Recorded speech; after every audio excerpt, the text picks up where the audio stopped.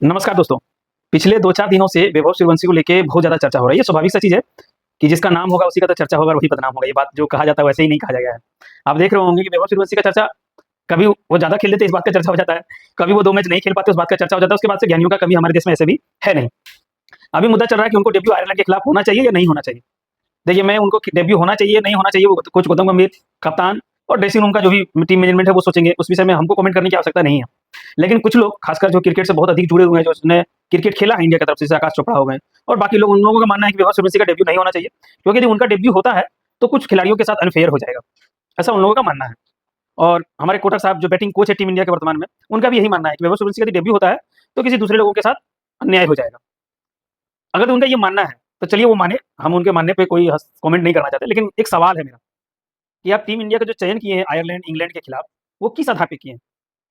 Performance के आधार पे, IPL के आधार पे या फिर वर्ल्ड कप जो खेला था उस टीम के आधार पे?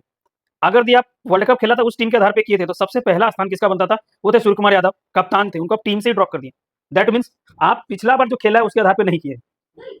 आप दूसरा बात क्या आईपीएल के आधार पे किए हैं?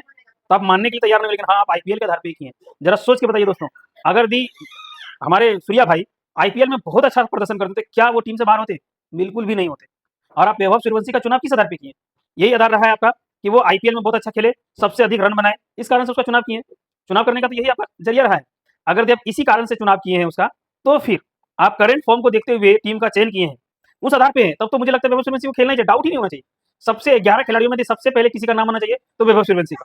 उसके बाद ही आप किसी को सोचे कि इसको खिलाना है या इसको नहीं खिलाना है, क्योंकि आपका चुनाव किस आधार पे हुआ है। अगर आप कहेंगे नहीं चुनाव, तो फिर आप सूर्या भाई के साथ क्या गलत करिए? अनजस्टिस तो आप उसके साथ भी कर रही है।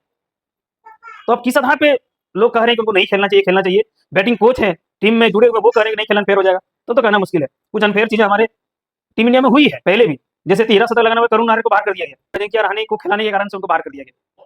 अभी जो टीम में वर्तमान टीम में है, ईशान किशन, दोहरा शतक लगाने में उनको बाहर बैठा दिया गया। तो अनफेयर फेयर क्या है? आप तो करेंगे पिछले से खेल रहा है, एक मौका दिए क्यों खेले? यशस्वी जायसवाल शतक लगाया, उसको बाहर कर दिए। तो आपका तरीका किस आधार पे, उस पे डटे रहिए। अगर भी आप इस चुनाव किए हैं कि नहीं, करंट फॉर्म को देखते हुए हम टीम का चयन किए हैं, तो मुझे लगता है कि पहला नंबर पे शुरू में वैभव सूर्यवंशी का नाम लिख देना चाहिए। उसके बाद से बाकी 10 गेंदबाज, बल्लेबाज जो भी आपका कॉम्बिनेशन उसको चुनिए। ये समझ में नहीं आ रहा कि कर क्या रहे हैं आप? ये चर्चा होना ही नहीं चाहिए।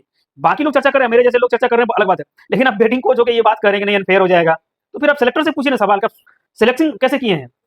आपका क्या बेस क्या था? किस आधार पे हम लोगों को लिए हैं? तो कॉन्ट्रैक्ट तो आप यही करके रखे हैं। इसलिए मुझे लगता है क्या होगा नहीं होगा वो बड़ी बात नहीं है। अगर जिस आधार पे चयन किया उस आधार पे तो उनका खेलना बनता ही है। लेकिन घंटे 2 घंटे की बात है। देखा जाएगा क्या होगा नहीं वो आपके सामने हो जाएगा। ऐसा मेरा मानना है। आपको क्या लगता है कमेंट करके हमें ज़रूर बताएँ। धन्यवाद दोस्तों।